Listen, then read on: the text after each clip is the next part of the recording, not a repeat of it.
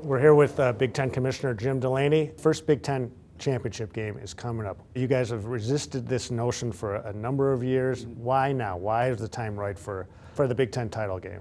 Well, if you're going to have 12, it makes some sense. I'm not saying you couldn't stack them, but I think that, you know, we looked at the development around the country. We looked at the championship games, and there's still pros and cons. I mean, they're still debating in the Big 12 whether or not they should have a championship game, whether they should seek to have 12 members. Some people think it's an additional obstacle to winning a championship. Certainly, it's a great marketing opportunity. It gives you 2 races. It allows a lot of different teams to stay in the mix longer.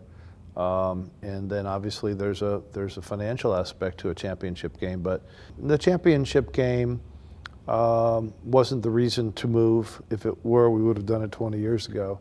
I think it was just a sense from our coaches, from our athletic directors, I think from our fan base to some extent. I mean, nobody really forced the issue, but I think people were excited about it and excited about a championship. Well, wasn't there though part of it that there was that you guys finished your season? Yeah, that was an earlier than other conferences, and then other conferences were kind of relevant for a longer period of time into late November and early December. There's clearly that marketing element, and our coaches mentioned it. And so I think there was a sense that we could extend our season a little bit beyond Thanksgiving, play the championship game.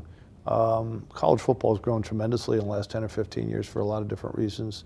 And so I think there was a sense that those games in late November and early December had real value from a marketing promotions perspective as well as from a media perspective. So I think we looked at it, and we looked at it pretty thoughtfully, respectfully, diligently, and made the decision that Nebraska and the Big Ten would be a great fit. Selecting Indy for 5 years for the site of this game, was there any thought of rotating it around to different venues, and what at the end of the day kind of factored into anchoring it in Indy, at least for the first 5 years? There are 3 options. You could place it at one place, you could alternate it, or you could rotate it. And we just believe we needed to stabilize it, build it, have as much continuity as possible.